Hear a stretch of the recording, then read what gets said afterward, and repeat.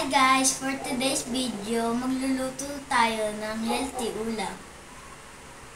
Ito po ang mga ingredients.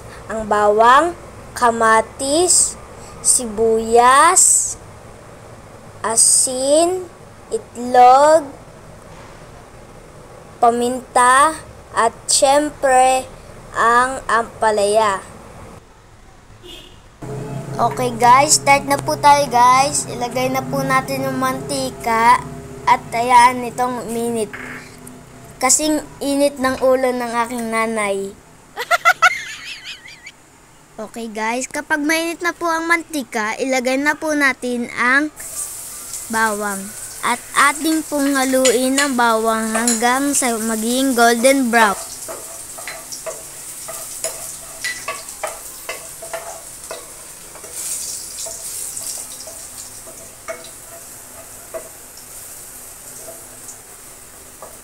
Okay guys, kung golden brown na, ilagay na ang sibuyas.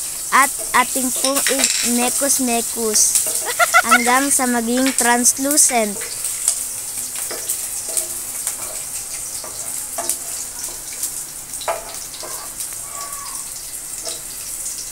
Kung translucent na, ilagay na ang tomato, sabi ng Hapon.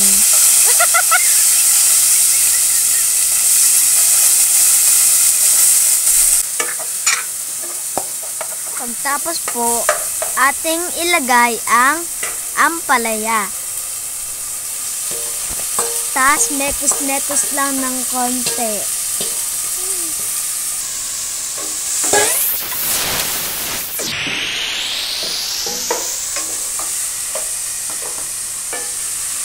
At pagtapos po natin i-mekos-mekos, ilagay po natin ang asin. At ating pong ilagay ang pamintang wasak.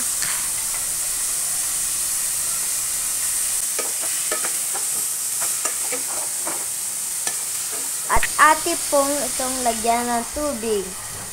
At ating pong itong takpan at hintayin kumulo.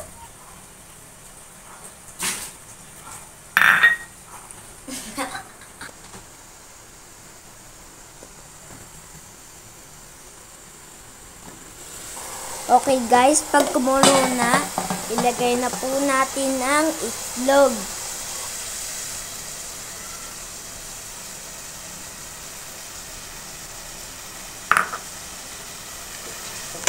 Mekos-mekos po ulit natin.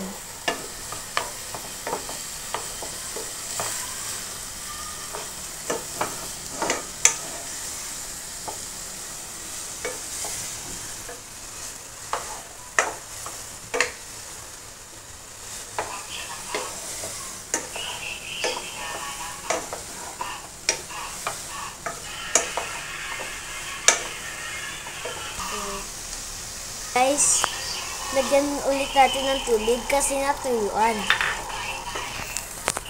Takpan ulit po natin at hintayin kumulo kagaya ng pagpapakulo ko ng dugo sa aking nanay.